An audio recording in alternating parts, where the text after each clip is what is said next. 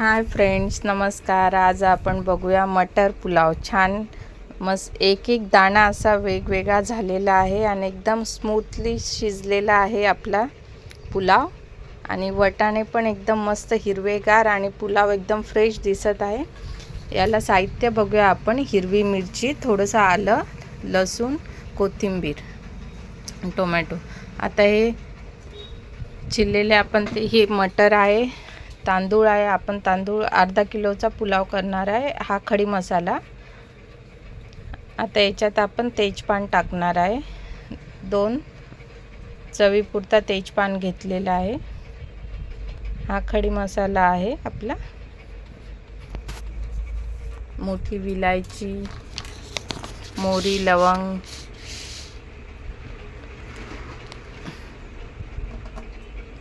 तेजपान आता आपलं मस्त तडतड झालेलं आहे तेलामध्ये छान. आता याच्यात आपण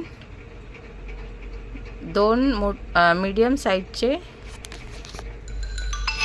कांदे याच्यात आपण 2 कांदे घेतलेले आहेत, मस्त मीडियम आकाराचे, बारीक चिरून घेतलेले. बारीक म्हणजे लांब लांब स्लाइस घेतलेले. मस्त हे छान मीडियम भाजून घेऊया, तेलात तळून घेऊया छान.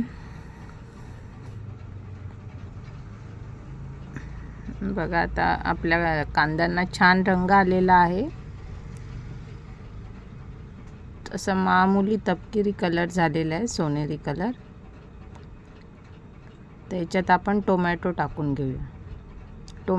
एकच टोमॅटो घेतलेला आहे, मोठ्या साईजचा, लांब लांब त्याचे स्लाइस करून घेतलेले. आणि हे आपलं म्हणजे कोथिंबीर, जिरं, हिरवी मिरची, आलं आणि लसूणची म्हणजे आपण पेस्ट नाही केलेली, खरडा केलेला आहे. आता चवीनुसार आपण मीठ टाकलेले. याच्यात पोहे खायचा जो चम्मच असतो तो एक पूर्ण मिठाने भरलेला. आणि हे आपले खडी मसाला. आता खडी मसाला मी तेलात का नाही टाकला सांगू का? त्याचा म्हणजे पूर्ण भाजून येतो तो आणि नंतर कडसड लागतो आणि जळतोही लवकर, म्हणून मग म्हटलं नंतर टाकूया आपण. आता चवीनुसार हळद टाकलेली आहे. आता याच्यात आपण हिरवे मटार टाकलेले आहेत. आता हे मटर पण असं वाफेतच होऊन जातात, कारण की कसे ताजे फ्रेश मटर आहेत.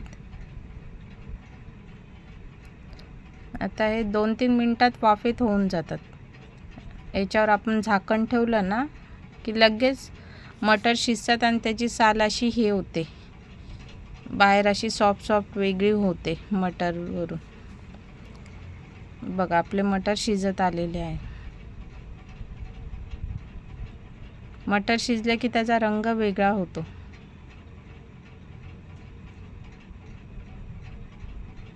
बघा इतका छान सुगंध येतोय ना, खरंच तुम्हाला काय सांगू. याच्यात अजून आपण गरम मसाला टाकलेलाही नाही. आता डायरेक्ट आपण भात टाकणार आहे, म्हणजे तांदूळ टाकलेले. हे 10 ते 15 मिनटं बासमती तांदूळ मी पाण्यात भिजवले होते. नंतर ते पाणी गाळून आता याच्यात टाकलेले.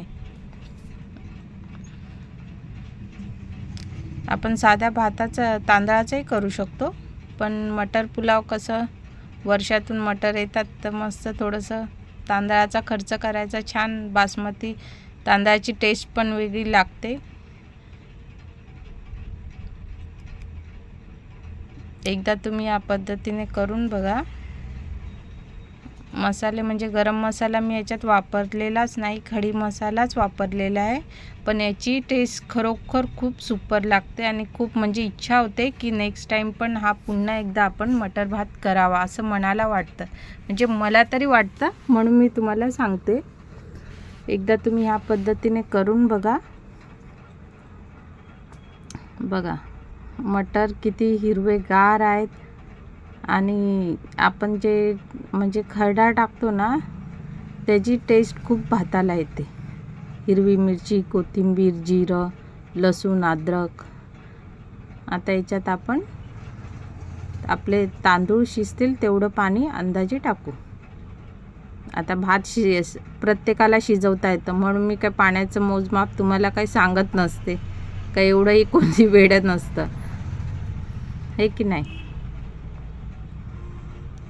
आता बघा, मस्त झाकण काढूया. आता अर्धा शिजत आलेला आहे आपला भात. जबरदस्त स्मेल, सुगंध इतका छान येते, तुम्हाला काय करू सांगू. जेव्हा तुम्ही ही रेसिपी पूर्ण अशी सेम टू सेम ट्राय करणार ना, तेव्हा भात शिजवताना तुम्हाला कसा सुगंध येईल हे नक्की मला कमेंट्समध्ये सांगा. खरोखर छान असं वाटतंय की आत्ताच ताट घेऊन जेवण करत बसू का. एकदम झक्कास भात म्हणजे भात झालेला आपला मटर भात. याच्यासोबत सलाद नसलं, लोणचं नसलं तरीही हा आपण पोट भरून खाऊ शकतो, याची मी गॅरंटी देते तुम्हाला, कारण की इतका चवदार झालेला आहे. भाताचं लूक बघा, मस्त बासमती तांदळाचं. प्रत्येक शीत असा वेगवेगळा झालेला आहे. मी ह्या भातासोबत ना सलाद घेतलेले, ना लोणचं, ना पापड, काहीच नाही.